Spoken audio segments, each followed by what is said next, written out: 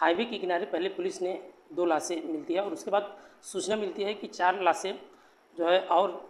मिलती हैं और फिर 4 लाशें मिलने के बाद चारों तरफ से जो उसमें थे वो लगभग 4 बच्चे थे। कुल मिलाकर लगभग 6 लोगों का जो है इस घटनाक्रम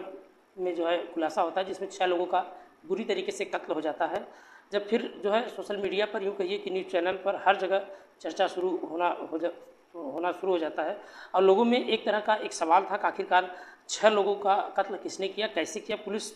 पर जो है दबाव पड़ती जा रही थी और पुलिस ने कातिलों को ढूंढने के लिए लगातार कोशिश भी कर रही थी। आखिरकार पुलिस को जो है मुखबिरों के माध्यम से एक सूचना मिलती है और मिलने के बाद इस घर के अंदर जो कातिल छुपा है और पुलिस ने उस घर को चारों तरफ से घेर लेती है और घेरने के बाद जो है उस व्यक्ति को कहा जाता है जितना से जल्दी हो सके आप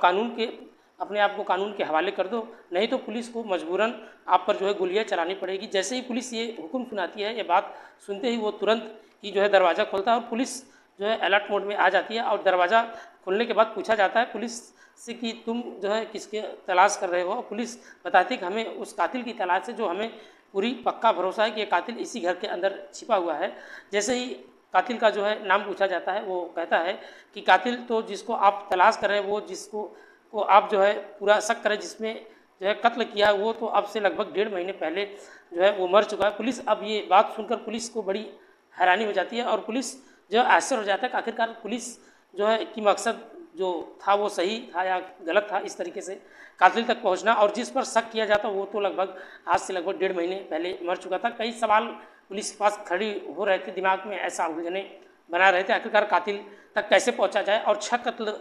क्यों हुए थे। और आज इस घटना के माध्यम से हम जानने की और समझने की कोशिश करते हैं कि आखिरकार ये सच्ची घटना कहाँ की है। आइए हम जानने की समझने की कोशिश करते हैं। नमस्कार, आदाब, सत श्री अकाल।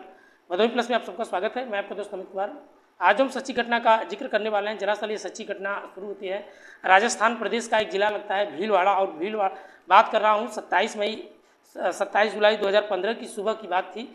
थाना मंडाल में एक गाँव लगता है अरहिया, वहाँ का रहने वाला पूर्व सरपंच बाबूलाल, दरअसल वो थाने में फ़ोन करता है। फ़ोन करने के बाद कहता है कि साहब ये अजमेर हाईवे के पर जो है हीरा जिगा के पास एक खेड़ा गांव है, वहाँ के सड़क के किनारे जो है 2 लाशें पड़ी है और एक महिला और एक पुरुष भी है, जिनका पुलिस को सूचना मिलती है। और थाने में मिलने के बाद पुलिस वाले जो है कहते हैं कि हम इस मामले को देखते हैं, आप जो है चिंता ना करिए। और पुलिस ने थोड़ी देर बाद जो है पुलिस वहाँ पर पहुँच जाती है और एक टीम तैयार की जाती है। कहा जाता है एक जगह जो है डबल मर्डर केस हुआ है, 2 लाश मिली है, मामला क्या है, इस मामले की पूरी तरीके से जांच पड़ताल करनी चाहिए। पहले टीम जो है निकल पाती, तुरंत ही दोबारा से जो है फिर एक फ़ोन आता है। बताया जाता है कि जो है बैरा चौराहे के पास बिल्कुल सड़क के किनारे 4 बच्चों की लाश पड़ी हुई थी और इन चारों का जो है बच्चों का सूचना मिलते ही पुलिस वालों का कहते हैं कि रुको, अब जो है टीम को जो है 2 हिस्सों में बांटना पड़ेगा, क्योंकि दोनों टीम जाकर पता लगाने की कोशिश करी। आखिरकार पुलिस मौके पर जब पहुंचती है खेड़ा गांव, और खेड़ा गांव में पहुंचने के बाद पुलिस ने 2 लाशों को जो है एक आदमी और एक औरत, एक महिला की थी, और जो बैरा चौराहे के पास 4 लाशें मिली थी उसमें जो है चारों बच्चे थे। अब इनके बारे में पुलिस ने ये जानकारी जुटाना शुरू कर दिया, लेकिन कौन है ये मारने वाला और मरने वाला आखिरकार कौन है, बस एक जो है समानता थी इन दोनों का। घटना स्थल पर जो मरने वाले थे वो उनकी हत्या हो चुकी थी, क्योंकि जिस धारदार हथियार से बच्चों का हत्या किया गया था, जो महिला थी वो पुरुष थे, और वो भी जो है पुलिस अब ये जानकारी जुटाने में लग जाती है। आखिरकार इस दोनों की जगह लाशें मिलती हैं और 6 लाशों का जो है जो उनका आसपास का रिलेशन है या नहीं है, ऐसे में उनके पास कोई ऐसा पहचान पत्र भी नहीं था जिनकी कोई ऐसी लाश का शिनाख्त किया जाए कि आखिरकार ये लाश कहाँ की है, जिसके आधार पर ये पता चल पाता है कि आखिरकार मरने वाले कौन है और इनका नाम क्या, कहाँ के रहने वाले हैं। कारण बहुत सारे सवाल थे और जो पुलिस ने ये सवाल जानना चाहता था उसमें, लेकिन अभी ये जो है लाश जो थी वो शिनाख्त नहीं हो पा रही थी और इसके बारे में जो है सारे के सारे शव को जो है कब्जे में लिया जाता है और उसे पोस्टमार्टम के लिए भेज दिया जाता है। इसके बाद फिर जानकारी जुटाई जाती है जो तो पता चलता है ज़्यादातर जो है किसी धारदार हथियार या किसी का गर्दन वार कर दिए गए थे, और जो महिला पुरुष उन सब कुछ ज़्यादा ही मारा गया था, क्योंकि ज़्यादा बेदर्दी से उनका कत्ल कर दिया गया। पुलिस आखिरकार कई दिनों बीत जाने के बाद पुलिस को कोई सफलता नहीं मिल पाती और तभी डॉक्टरों के माध्यम से पता चलता है कि जो है मुझे उनके जो मरा हुआ या यूँ कहिए कि जो व्यक्ति थे उनको जो है एक टी शर्ट पहनी हुई थी और टी शर्ट में एक जो है स्टिकर लगा हुआ था। आपको इस स्टिकर में कुछ जो है हेल्पफुल मिल सकती है। अब पुलिस के लिए एकमात्र जो था वो कपड़ा था, इसमें जो सटीक पर लिखा हुआ था कि मोरवाड़ टेलर्स और जो है निमखेड़ा, जहाँ साथ ही हुआ, और उस टेलर का जो मोबाइल नंबर था वो भी मोबाइल नंबर दर्ज हुआ था। और पुलिस को जो है शायद यह पहली एक किरण दिखी जिसके माध्यम से पुलिस को एक उम्मीद जगा और रोशनी नजर आई कि शायद कुछ इस टी शर्ट के मामले के माध्यम से कुछ क्लू मिल सके। आखिरकार इस जो दिया हुआ नंबर था उसके बारे में जब पता किया गया तो राजस्थान जिला चित्तौड़ का ही एक जगह लगता है निम्बाखेड़ा, वहाँ से जो है टेलर का नंबर पुलिस को लगभग 90 किलोमीटर दूर जो है मिलता है। और उस टेलर से बातचीत जब की जाती है, पूछा जाता है, साथ ही मरने वाला कौन था उसका फ़ोटो और मौके में जो है बनाया एक स्केच तैयार कराया जाता है और फोटो को दिखाने के बाद उन्हें पहचान के लिए बताया जाता है और उन्हें जानने की जो टेलर कहा जाता है कि मैं जानता हूँ, मैं इन्हें पहचानता हूँ, टी शर्ट हाथों में थी और सिली हुई थी, एक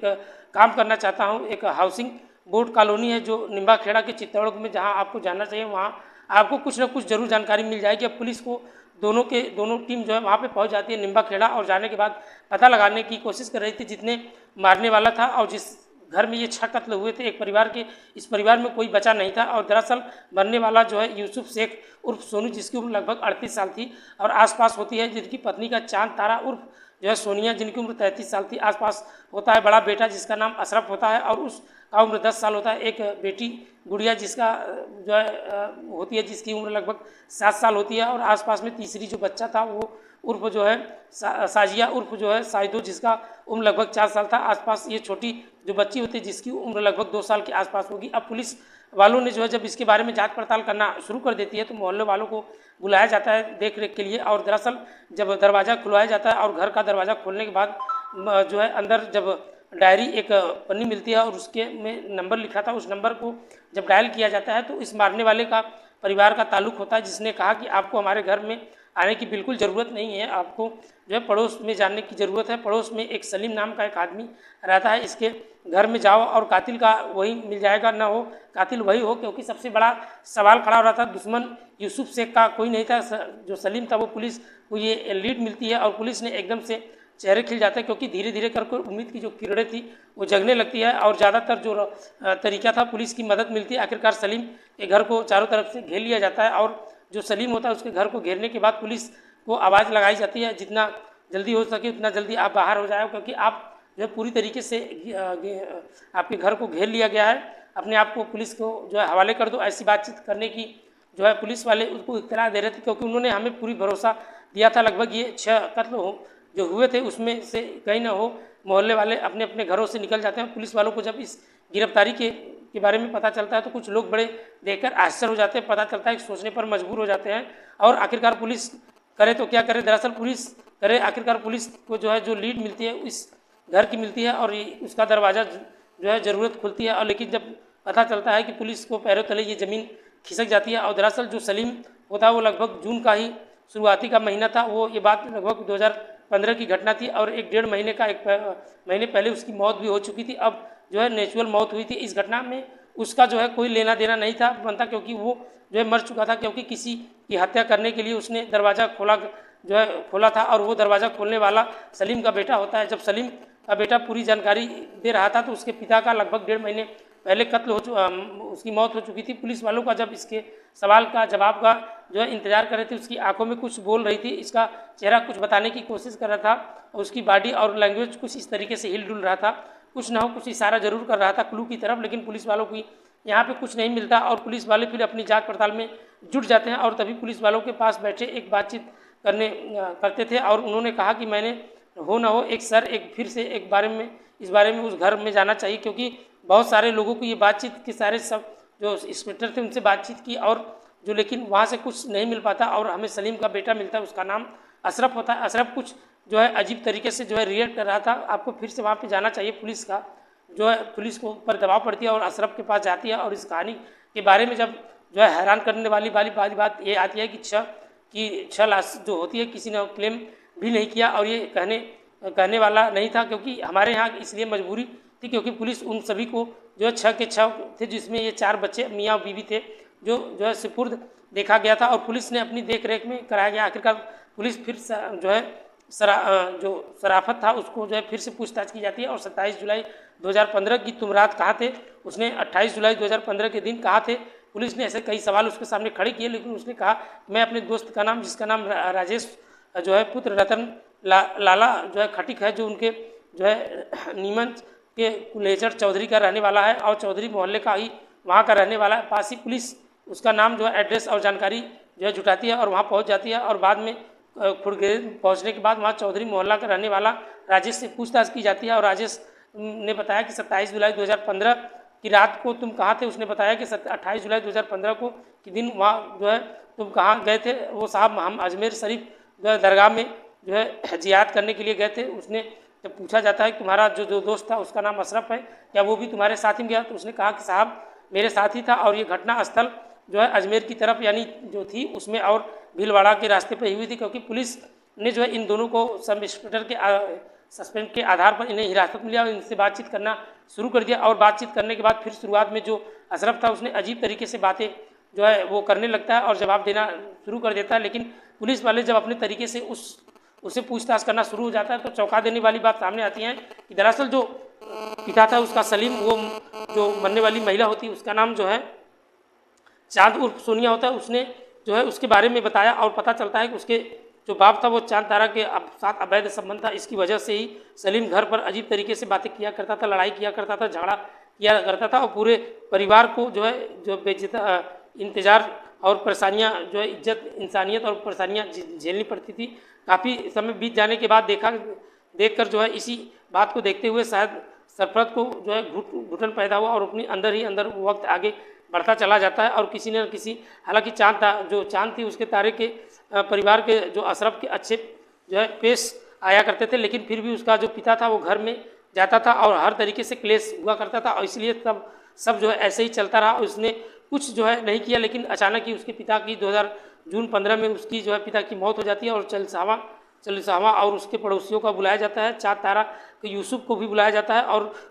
केवल उन जो है आने वाले जो उन्हें मना कर दिया था, बल्कि उसकी बहन के साथ ही उसकी बदतमीजी जो है अभद्र व्यवहार के तरीके से देखते हुए जो है बहुत ज़्यादा गुस्सा हो जाता है। और उसने सोच लिया था कि जीते मेरे बाप को जो है मुझसे परेशान किया और मरने के बाद भी माँ को जो सलीम थी उसने भी मरने के बाद उसे परिवार में काफ़ी परेशानियाँ झेलनी पड़ती थी और इस तरीके से उसका जो व्यवहार था अभी भी ठीक नहीं हुआ था। लेकिन उसने जो है तैयारी कर ली और किसी कीमत पर उसे छोड़ेगा नहीं इस तरीके से। हालांकि जो मरने वाला था जो खुदकुशी कर लेता है और हम जो है चाहिए जो जिहाद करने वाला था वो सरफराज पूरी प्लानिंग बनाता है, अपने दोस्त जो है राजेश को तैयार करता है और जो पड़ोसी यूसुफ को भी तैयार करता है। इस तरीके से एक फैमिली प्लानिंग की जाती है और 27 जून 2015 की रात लगभग 10:30 बजे के आसपास ये तैयारी होती है और निकलते हैं। और निकलने के बाद वो चले जाते हैं अजमेर तरफ। वहाँ पे जो है जाने के बाद रास्ते में ही जिला भीलवाड़ा के पास जो है एक सुनसान जगह मिलती है। सुनसान जगह पर गाड़ी खड़ी करके देख लेते हैं और यूसुफ अपनी पत्नी चाँद तारा को, जो उसके बच्चे होते हैं, सबको वो जो है आराम से सो रहे थे और इसी इत्मीनान से गाड़ी में जो किनारे लगाई जाती है। इसके बाद जो है तलवार निकालने के बाद चाँद तारा और उसके पति और यूसुफ शेख को लगातार ताबड़तोड़ जो है वार किया जाता है। और हालांकि उन्होंने बचने की तमाम कोशिश की, लेकिन उनकी वहीं पे जो है काफ़ी प्रयास भी बचने की कोशिश की, लेकिन वहीं पे जो है उन सब की जो है जो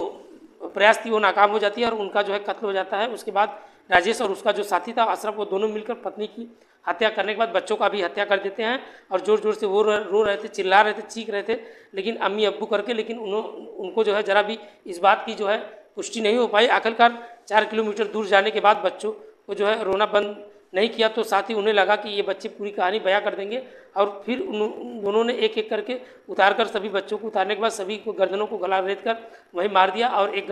गड्ढा होता है उसमें पानी जो है फेंक देते हैं। वहाँ में लगभग 20 किलोमीटर अजमेर शरीफ होता है। वहाँ पे जाने के बाद ये वापस लौट आते हैं और ये जो है निम्बोतोड़ा चित्तौड़ के जो है आपस आ जाते हैं, ऐसे ही रहने लगते हैं। और जैसे उन्होंने कुछ किया ना हो, लेकिन पुलिस ने ट्रेलर के माध्यम से ट्रेलर का जो एक टैग था वो शॉट जो है लगा हुआ था और उसकी मदद से कातिलों तक पहुंच जाती है। आखिरकार इस घटना का खुलासा होता है और 7 साल बीत जाने के बाद जो है 6 अगस्त 2022 को भीलवाड़ा के अतिरिक्त जो है सेशन न्यायालय में इस मामले की एक आदेश होती है। आदेश होने के बाद ये बताया जाता है कि उसकी जो साथा होता है वो जो है उसकी हुक्म सुनाई देता है, क्योंकि उन्होंने जो है कत्ल किया था और वाकई में ये